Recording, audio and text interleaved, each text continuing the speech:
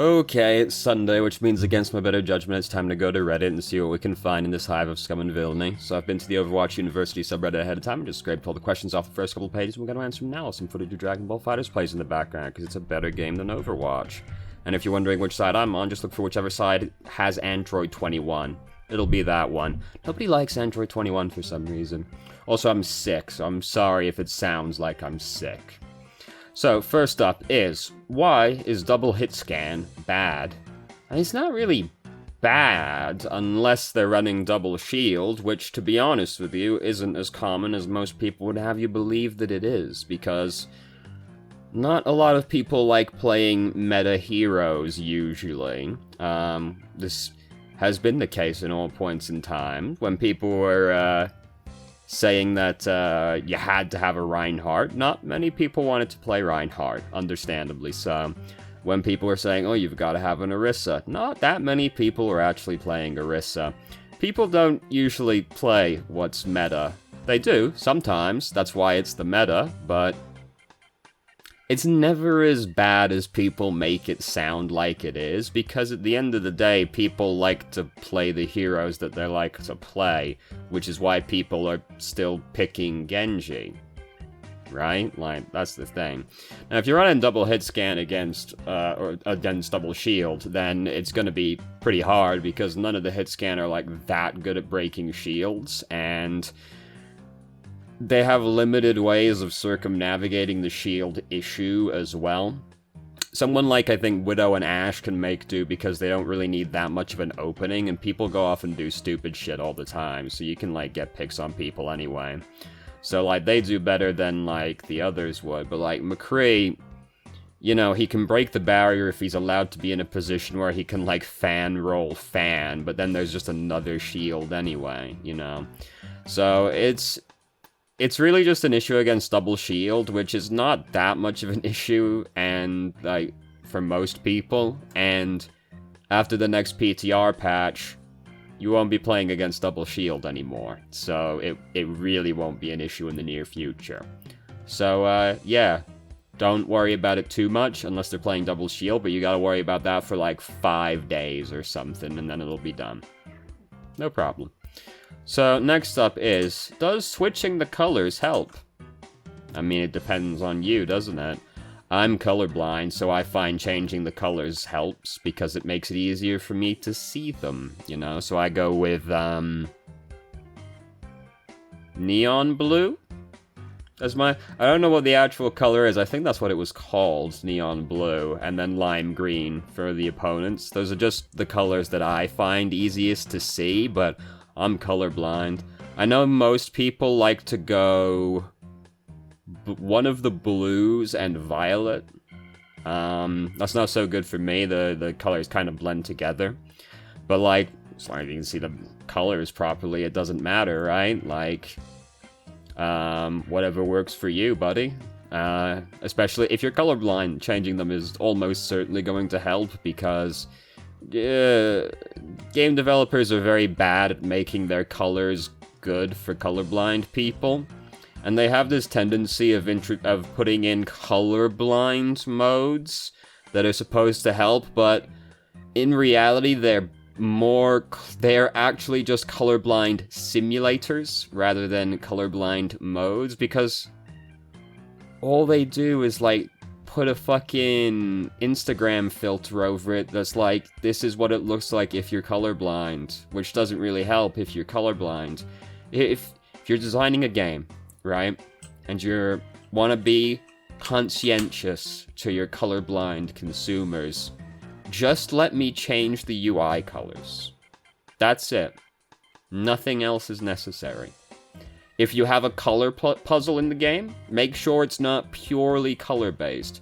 I remember playing a game called One Shot once, and it's asked me right at the start, do you want to turn colorblind mode on? So I go, yes. And I didn't really know what that meant for a really long time, because nothing obviously would have mattered if it was colorblind, but there's a color puzzle in the game, and it just changed the colors. Well, I don't know if it changed the colors, but it was a color puzzle, but the colors were each made into a certain shape as well in the colorblind mode. And that was literally the only thing that colorblind mode did, as far as I knew. And that's all it had to do. I fucking hate when, like, when Overwatch launched, the colorblind mode was a complete fucking joke and a waste of time, and I hated it. And it still is, but at least now they let me change the fucking UI colors. God damn it, just let me change the UI colors, you scumbags. Jesus Christ. Or you could be like the Outer Worlds devs who had their, vice president? Vice code director? Some very important man is colorblind. So that game is made with no color, no information is given by color in that game. So it doesn't even need a colorblind mode. So have a colorblind director. Problem solved. There you go. That's obviously something really easy to find. Just go out there and find like a very specialized role that happens to also be colorblind. No big deal. Anyway, so, I mean, they'll help if you're colorblind, and they might help if you're not colorblind, just because it'll be easier for you to see the outlines. There you go. Next up is, I found myself more successful with Moira by focusing on doing damage. Is that okay? As long as you're not letting people die, right? Like, the goal is still, you know, to play a healer and make sure your teammates don't die around you. Moira's meant to do damage. Don't let anyone tell you otherwise. Moira is meant to be sipping the bad men. I think all supports in general should be looking to do as much damage as they can. Mercy's kind of the weird one, wherein she should be looking to use damage boost as much as she can, rather than necessarily doing damage herself as much as she can. But you get the idea. Like, you know, you're gonna play some games as a result of this, where your teammates are gonna go, DPS Moira! Because they've seen you sipping someone for more than 0.05 seconds, so you're obviously DPS Moira. But don't listen to those people. Go and sip the bad men. Moira's meant to do damage. It's almost like that's how she refills her healing resource. So yeah, it's fine to be focusing on doing damage, as long as you aren't just letting people die. You are still a healer, so you do still have to heal people, but you should be looking to do damage as much as you possibly can. So, hold on, let me start the next game before I find the next question. Yeah, this guy. Oops, all Goku. So, next up is playing Mercy, pocketing, or spreading the love. So, tying into the last question a little bit. If you're playing Mercy, you should be looking to use your damage boost as much as you possibly can. And if you're playing Mercy, like, I think you're really missing something from the hero if there isn't, like, a really good person to pocket on your team. Like, if there isn't, like, a Pharah, Ashe, a Widowmaker, anything like that, then, you know, you're hampering yourself, because that's, like, the main reason to pick Mercy is the damage boost. So you should be trying to pocket someone as much as you can, but same thing as Moira, you don't want to be letting people die at the same time. Ideally, you're playing Mercy as an off healer, not the main healer, which lets you be more, which lets you go off and pocket people more often, but sorry, elevator music was playing in my head. What was I saying? I'm sick, leave me alone. Yeah, as long as you're not letting people die as Mercy, that's the important thing. Ideally, you're playing off healer, not main healer, and you can go off and pocket someone more freely, because like there's going to be like a Moira or an Ana who's dealing with the bulk of the healing. Then you don't have a defensive ultimate, which can be a problem, but not really so much right now, because not so many people are playing like the big wombo combo ultimates, I've noticed. Like, I haven't really seen that many Zaryas lately. The, you know, anecdotal evidence, and you're probably about to see a lot more Zarya after the next PTR patch. So, yeah, you should be trying to damage boost. You should be trying to pocket someone as much as you can, but, like, don't let the rest of your team die, you know. Find the DPS that is good for you to be pocketing, which is usually going to be a Pharah, a Widow, or Hanzo, Ashe, Soldier and McCree are also fine, Junkrat, you know, those kinds of people. And then go pocket those men. Don't let your team die, though. Continue healing the rest of your teammates if they need it. Just don't, you know, don't let people die if you're playing a healer. You know, it's really bad mojo. It's a bad feng shui to let your teammates die. So, there you go. I'm sorry, I'm sick. This is going to be a very bad episode, is how the nature of things. Next up is dealing with Bastion pirate ship in gold/plat. So, I mean, doesn't really matter what rank you're in, really. Like, the ways you deal with this are kind of universal. So, most people are usually asking, what can I do by myself versus the pirate ship? The answer is, distressingly little a lot of the time. But, so I was just watching the game there, because that was a really interesting decision that he chose to make right there, and I apparently didn't know how to deal with it at the time, either. It was really bad, and I just didn't punish him for it. So, if you're playing by yourself, the best thing you can do, in my opinion, is pick Sombra. Because then you can just go behind the bad men and just keep hacking Bastion and just don't let them have any fun. This gets harder to do if the entire enemy team is literally sitting on top of Bastion. Because then it's very hard to actually click on the Bastion and you just end up hacking like the Moira or something instead. And it's like really depressing. But I find Sombra is the best one to go versus Bastion, and like, you literally just harass the Bastion. You don't worry about like anything else. Your goal is to make Bastion rage quit the game. Other solid choices are, you know, people who break barriers really good, so like Junkrat, Hanzo. He also has a zone denying ultimate, which is good as well. You force Bastion to stand up and move if you throw Dragon Strike at him. Who else? People who can just, like, crowd control Bastion are also good. So, like, Roadhog, Ana, Mei. So here's the thing with Mei, is that Mei by herself is not necessarily great at killing Bastion unless you can get on him and your teammates are going to help you, and then you can, like, chain freeze the guy. But, like, one of the easier ways to deal with it, and this does require a little bit of teamwork, but is not that you only need 2 people to work together here. It's not that bad. If you've got a Roadhog and a Mei, this is like the easiest thing to do. You get the Mei to put the wall under Bastion. Bastion's now above the shield. Roadhog hooks Bastion. Bastion dies. Also, you like my transparent hand? Ooh, the green screen doesn't work too well.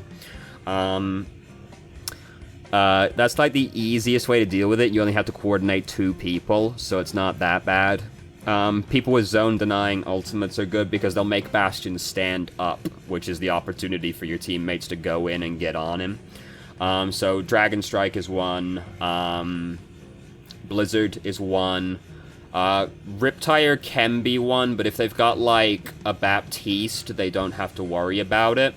Or a Lucio, but you're more likely to see a Baptiste, because then he can put the lamp down and the Riptire doesn't kill anyone, so Bastion doesn't need to move at that point. He might still move anyway, you know how people are, so, you know, those are your options there. Other than that, like, there's not a lot you can do by yourself. It's one of those things where the enemy team are doing this heinous thing called teamwork, and it is, so therefore you by yourself, it's gonna be you versus the Bastion and at least, like, the Mercy and the shield tank, right? So it's gonna be at least you versus, like, 3 people. It's very hard to deal with that. So, doing it by yourself is very hard. Some amount of teamwork is, like, required. 'Cause, like, you got 2 real ways of dealing with it, like, team play-wise, which is you can try and get on the Bastion and then just, like, kill him good and proper. Because if you get on the Bastion with, like, your whole team as one, you can hopefully just kill him and, like, displace him. Everybody starts hitting him and you can kill him, and they just can't, like, keep him alive through all of it. In which case, you're usually trying to, like, hide out of line of sight away from the Bastion, and as, like, the payload pushes closer to you, you run up and just touch him. So, for example, if we're on, like, I know it's not in the map pool right now, but it's, like, the easiest example I can think of right now. If you're on Junkertown, right, there's the bridge that's got the 2 doorways on either side of it on the first checkpoint. Something you can do is just sit in one of those doorways, your whole team, and then right when the payload pushes by the doorway, you all rush out and just gang bang the Bastion as hard as you possibly can.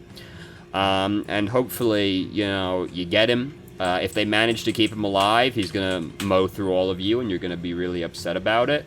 But, that's one way of dealing with it. And the other way is just that you, like, break the barriers and then kill Bastion. This will be easier to do in the future after they've nerfed every barrier. But, like, right now, that's hard to do without another Bastion, basically. So you kind of have to read that a Bastion's coming, have your own Bastion, and then just, like, because, like, if you're defending versus the pirate ship, your Bastion, like, has the advantage where he's usually going to get to start firing first. And then hopefully you can just, like, keep your Bastion alive and kill their Bastion after you've broken the barriers. You could theoretically do this if you've got, like, Junkrat,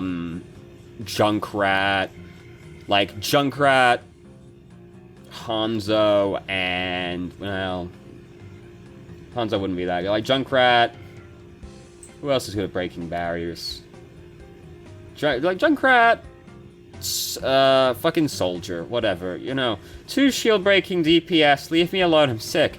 2 shield-breaking DPS, and, like, Orisa Roadhog, and maybe, like, and then, like, a Baptiste as well. And then you all just try and, like, focus the barriers and kill Bastion, but you don't have many barriers of your own, so you really do have to, like, focus the guy down.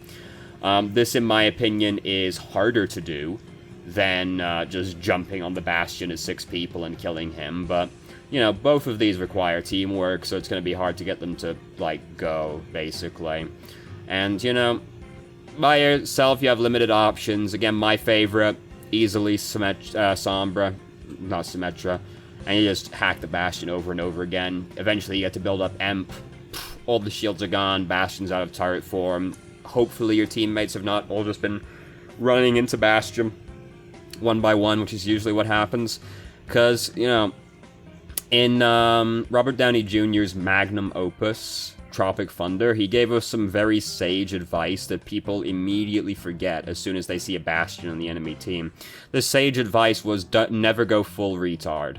And that's exactly what people do when there's a Bastion on the enemy team. You start seeing people just rushing out one by one into the Bastion, like, I'll get him! And then the Reinhardt, like, hops around in front of them with his shield up for, like, 3 seconds, shield is broken, Reinhardt dies.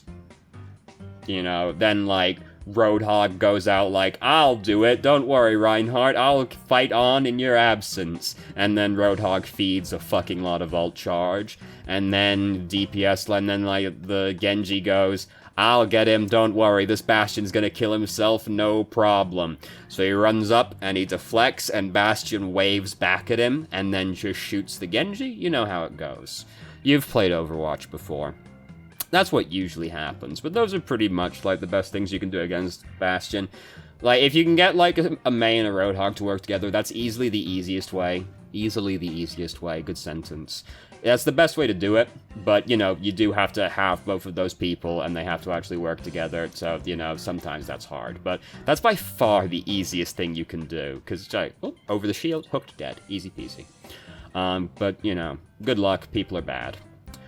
Alright, so next up is, how do you carry as DPS if your tanks aren't making enough room? So, you've got, like, 2 things you can do, basically.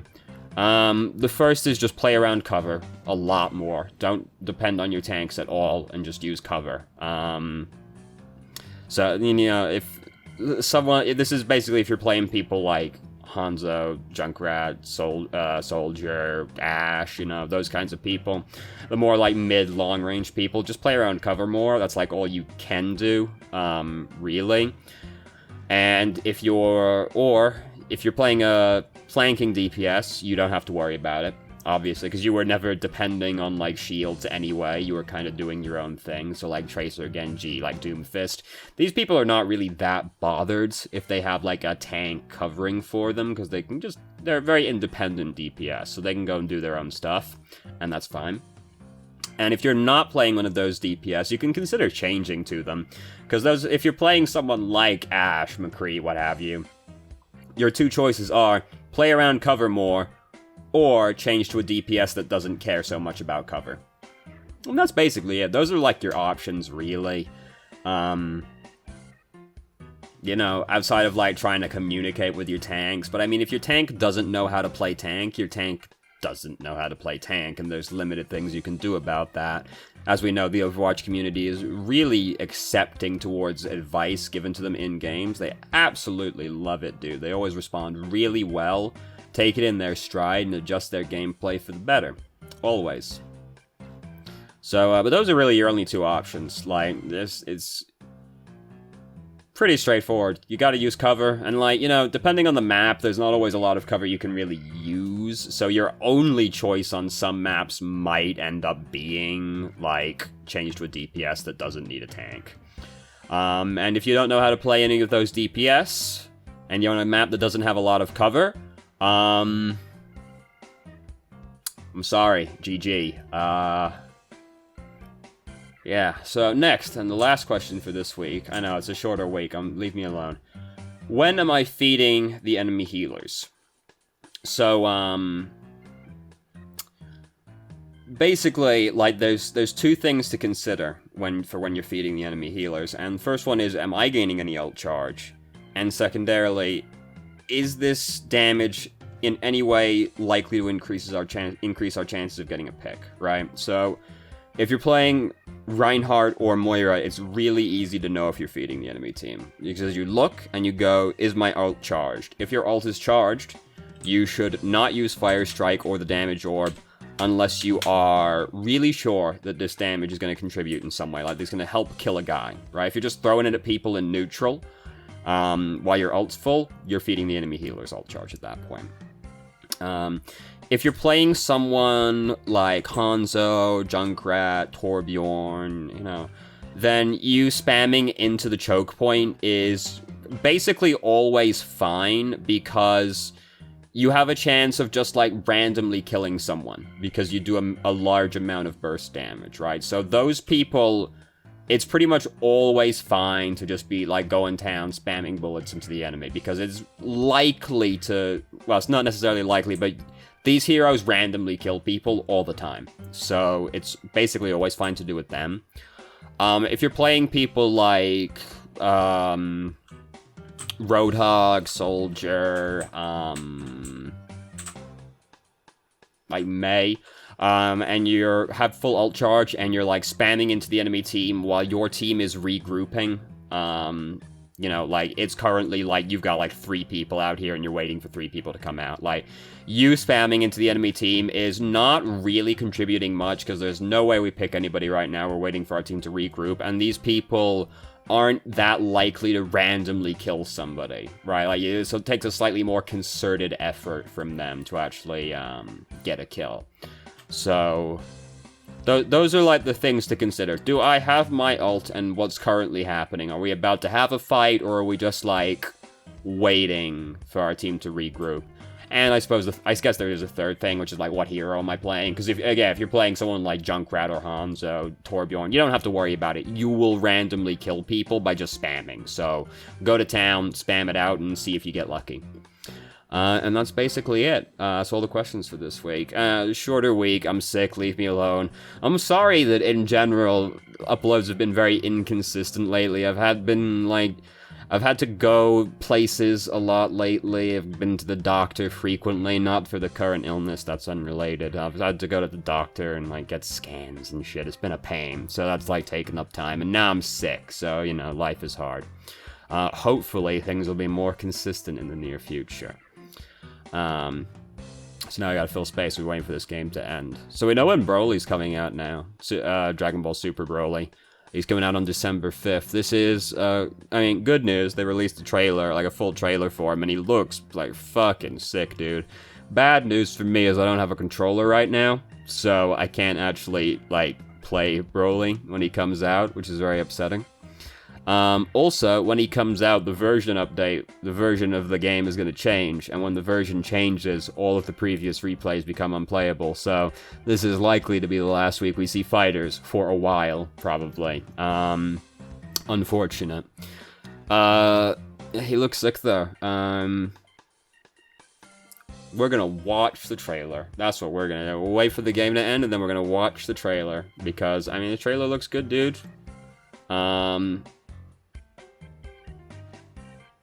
Jesus Christ, that was some nonsense that just happened right there. Thank God we didn't turn away right then.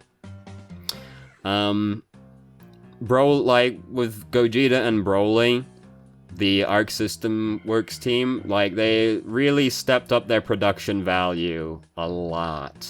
So there we go, we got that boy. We're gonna go watch the trailer now for my boy Broly, because it looks sick, and you're gonna watch it with me. Here we go. I have to actually turn the volume on for this point so you can hear it. I know, we were talking about Overwatch, but now here we are. I really like the game, okay? Leave me alone.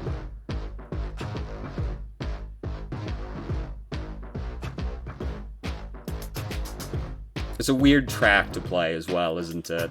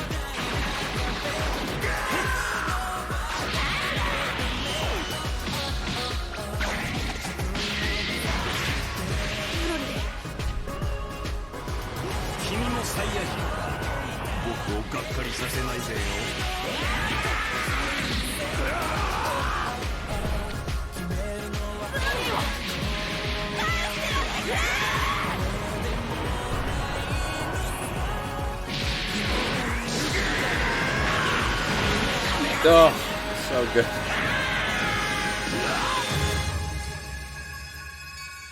The production value has jumped significantly as time has gone by. Yeah, so there you go. We were talking about Overwatch, but look at that. Now we stopped to watch Broly because the trailer was really good. Okay, leave me alone. The girl's not in, by the way. The lady from the Dragon Ball Super movie, she is not in the game. They modeled her specifically just so that she can be in his dramatic finish. So that's pretty impressive. Like when they released, fuck, who was it they released? They released 2 people and they didn't even give them dramatic finishes. And it was Cooler and whoever released with Cooler. Didn't get dramatic finishes, and people were very vocal about that. So they were like, alright, well, I guess we'll give Broly, like, the most detailed one imaginable. We're gonna summon Shenron, we're gonna model this other person that isn't even in the fucking game, so we can get her in there, you know? Good job, Arc System Works. So thank you very much for watching if you did. If you have any questions, feel free to ask, I'm more than happy to answer. If you haven't already, you can join our Discord and ask questions more directly and have a conversation about them, or just shitpost with us. I start streaming on Twitch Thursday, Friday, Saturday, 8 PM EST till midnight EST. There's a link to the channel in the description. And if you managed to make it all the way through the video and somehow still enjoyed it, please like the video and subscribe for more content of middling quality in the future. And I hope you found the video helpful. Probably not, though. God damn, we watched a fucking trailer for Fighters at the end.